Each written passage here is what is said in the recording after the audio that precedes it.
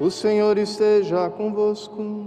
Ele está no meio de nós. Proclamação do Evangelho de Jesus Cristo segundo Mateus. Glória a vós, Senhor.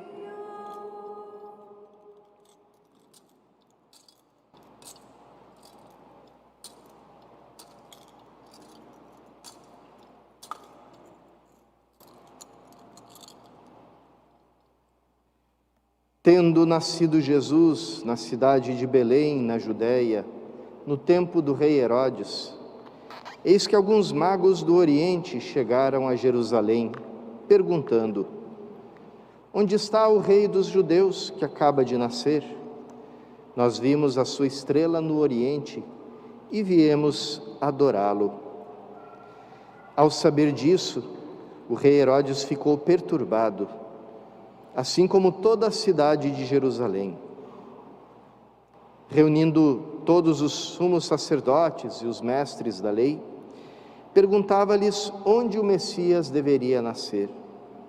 Eles responderam: em Belém da Judéia, pois assim foi escrito pelo profeta: e tu, Belém, terra de Judá, de modo algum és a menor entre as principais cidades de Judá, porque de ti sairá um chefe, que vai ser o pastor de Israel, o meu povo.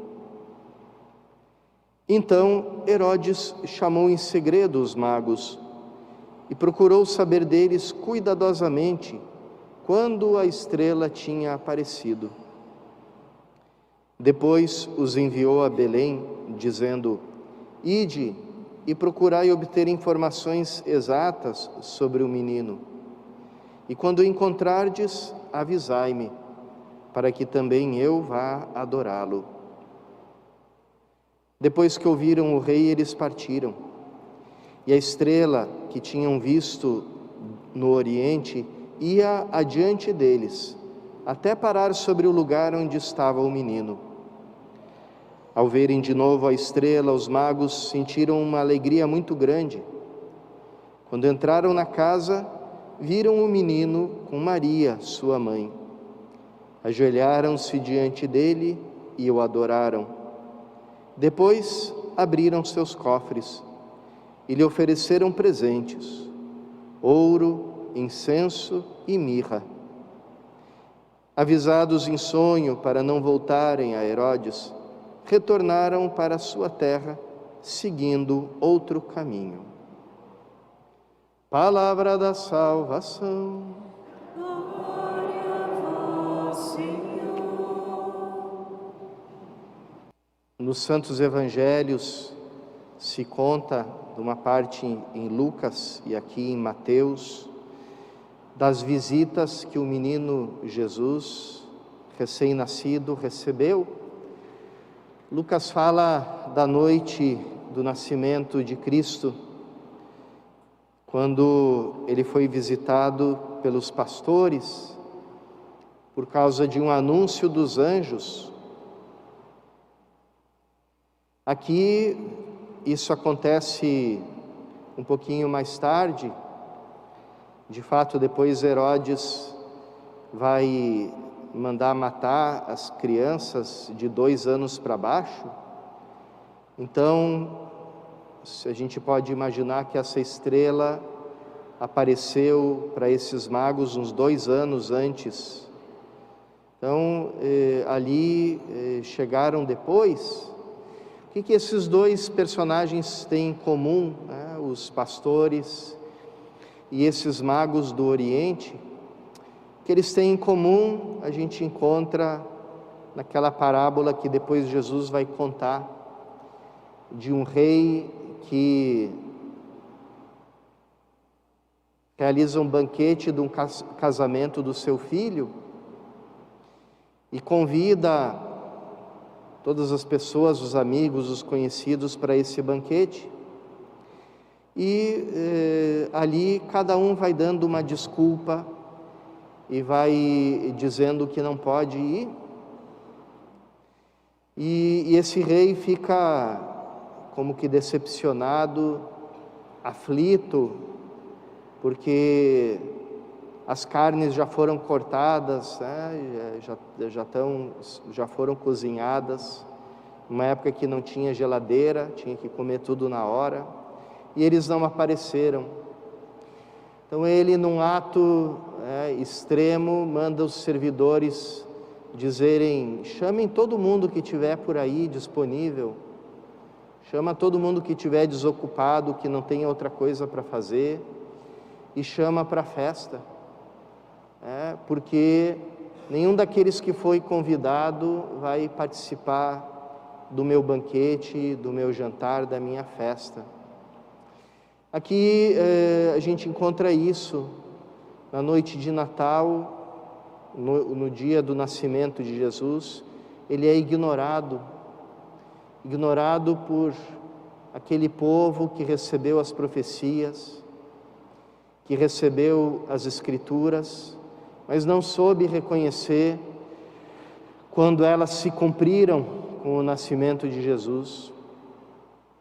E depois aparece esse outro povo, também que não faz parte dos primeiros convidados, ou seja, do povo de Israel, um povo pagão, um povo que vive no Oriente, possivelmente na Babilônia, onde havia tanto essa ciência de observar as estrelas, de tentar encontrar o destino através delas. E ali, para esse povo que não tem as Escrituras, que não conhece a Escritura, mas que observa esse outro livro escrito por Deus, que é o livro da criação, descobre, entende, se bota à escuta, porque toda a criação fala de Deus, e com esse espírito de escuta, de busca da verdade, saem e vão a caminho.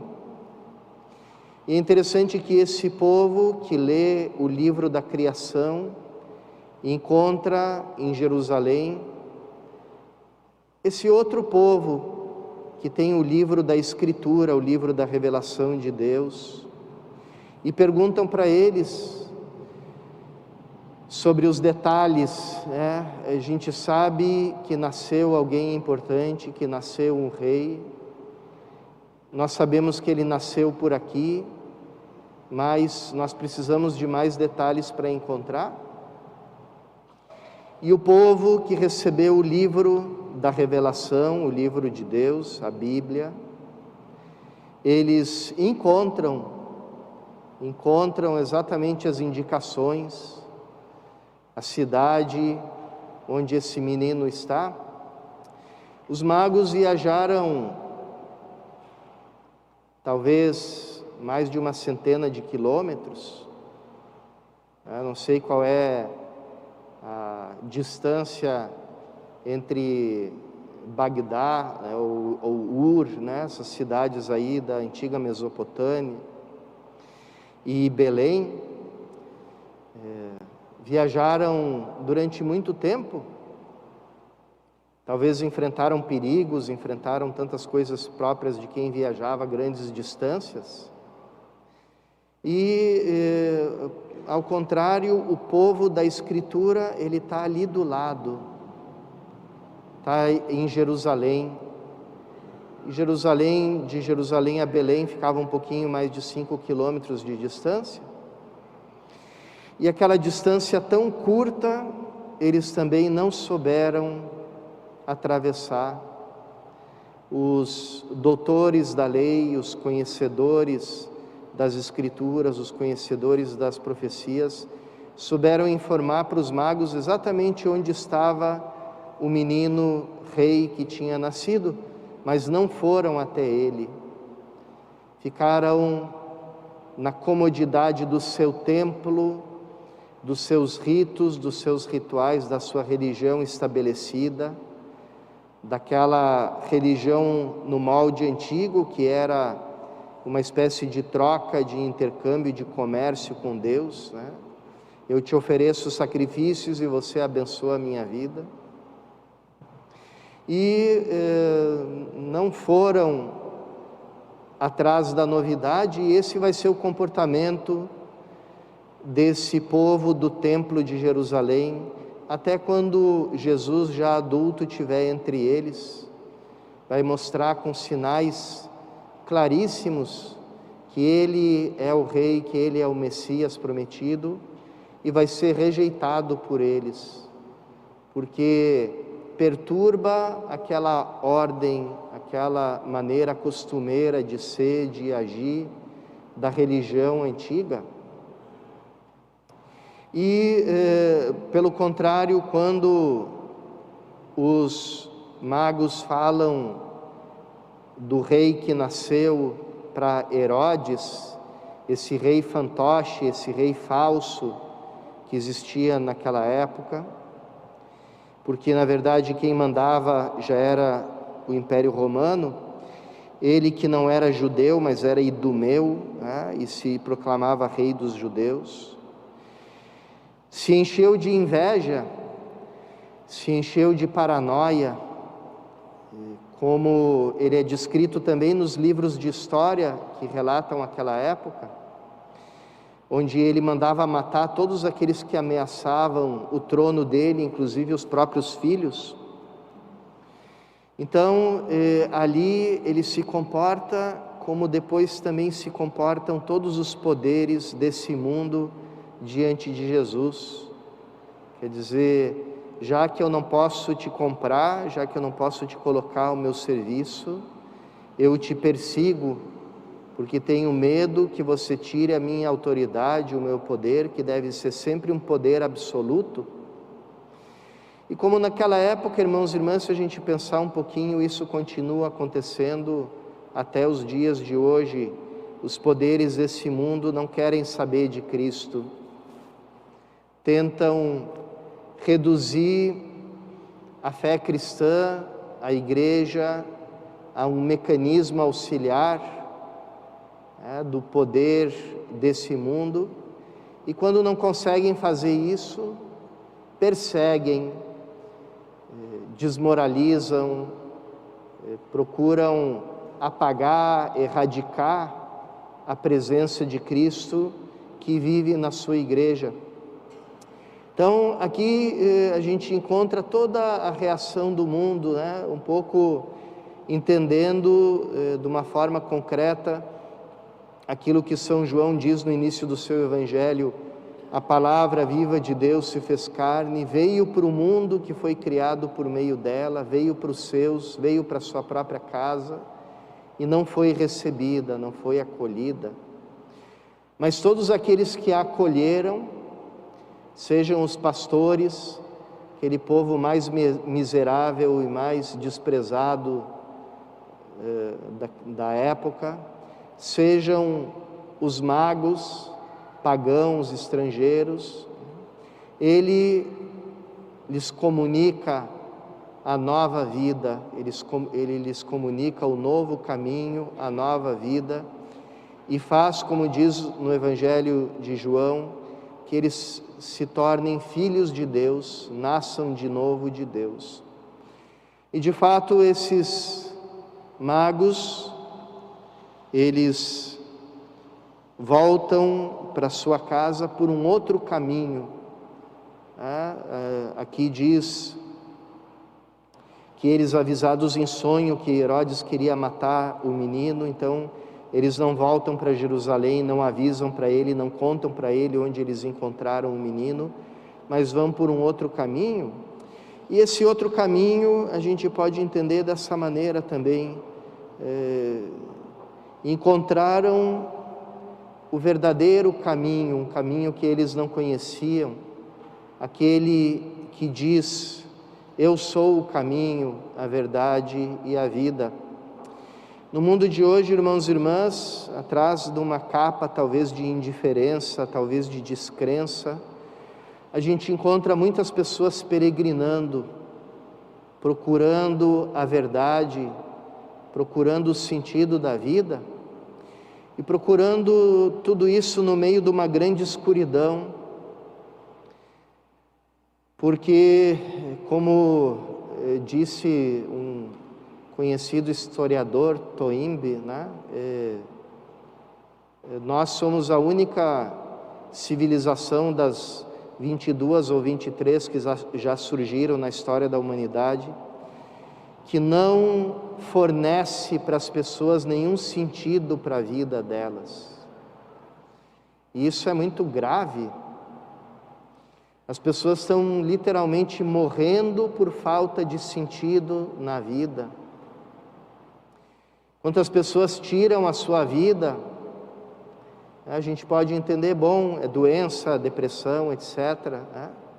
Mas o quanto dessa doença, dessa depressão não é causada também, ou tem um componente espiritual que é o não encontrar um sentido para a vida, não encontrar um sentido para viver. Tá? Aquele famoso filósofo ateu, Camus, ele dizia: a única questão relevante na filosofia é essa: que motivos eu tenho para não me matar? Então, uma grande escuridão, uma grande noite, e no meio dessa escuridão, no meio dessa noite, a única coisa que se pode enxergar numa noite escura são as estrelas. E as estrelas não dizem nada, mas elas indicam o caminho. Antes da existência da bússola e dos radares e do GPS, etc., como é que as pessoas se guiavam no meio do deserto, no meio do mar? Como é que os pastores, os magos fizeram para se guiar? Né? Por meio da estrela, as estrelas. Né? Se conta no meio daquela história que ao mesmo tempo é heróica e trágica, da primeira excursão até o centro do Polo Sul, né, feita pelo navegador inglês Shackleton, que ele, depois de ter perdido o navio, depois de ter perdido todos os mantimentos, né, ter tido uma viagem muito árdua até chegar na água para procurar voltar para casa, e se encontrou com o mar numa grande tempestade, e no meio das nuvens densas, no meio das ondas, com mais de 8 metros, que tantas vezes riscaram rebentar a barquinha onde eles estavam, eles encontraram lá no meio uma estrela, reconheceram aquela estrela, e aí conseguiram se orientar, saber onde é que eles estavam, e conseguiram navegar para uma ilha próxima e foram resgatados. Então, irmãos e irmãs, as estrelas não falam, mas indicam e mostram o caminho, porque elas brilham no meio da noite. O que quer dizer isso para o mundo de hoje, irmãos e irmãs? Que o mundo só tem umas estrelas para se guiar, para encontrar o caminho, para encontrar aquele que é o caminho, a verdade e a vida, e essas estrelas somos nós. De fato, Jesus diz: brilhe a vossa luz diante dos homens, para que vejam as vossas boas obras e glorifiquem a Deus. Muitas pessoas se perguntam: como é que eu posso ser um missionário? Como é que eu posso ser um evangelizador? Por acaso eu tenho que bater de porta em porta nas casas, nos apartamentos, e entregar folhetos e convidar as pessoas para ir à igreja? Não, querido irmão, querida irmã, você só precisa ser o que você é, porque Jesus disse: vós sois a luz do mundo. Todo aquele que recebe a luz de Cristo se torna luz. Todo aquele no qual habita Cristo, ou seja, todo batizado, porque todos nós podemos dizer como São Paulo: Cristo vive em mim, já não sou eu que vivo, é Cristo que vive em mim. Então, se Cristo, a nossa luz, a luz do mundo, está em nós, então nós, corpo de Cristo, que é a sua igreja, somos luz para o mundo. E uma luz não precisa dizer nada, ela só precisa brilhar e iluminar. Brilhe vossa luz diante dos homens, para que vejam as vossas boas obras e glorifiquem a Deus. E aqui onde a gente tem que se perguntar, irmãos e irmãs, será que eu sou desse povo do templo que conhece as Escrituras, que pratica a religião no modo antigo, né, como comércio com o divino, mas essa luz que é Cristo em mim não brilha diante dos homens por causa das obras que os homens não veem, que as pessoas não veem?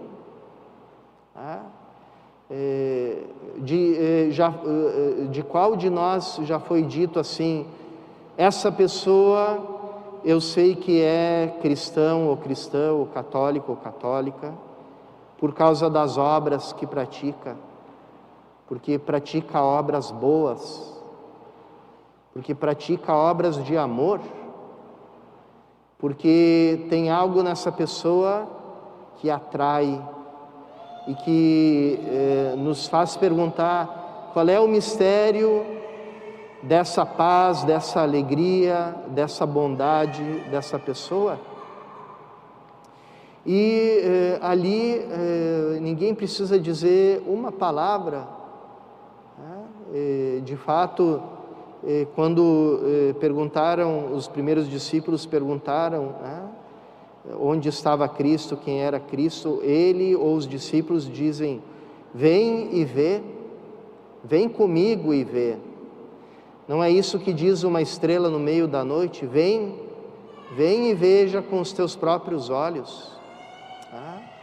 Então, cada um de nós se torna uma estrela, cada um de nós se torna um evangelizador, um missionário, uma missionária, quando manifestamos em nós a vida de Cristo, a luz de Cristo, por meio das obras da luz.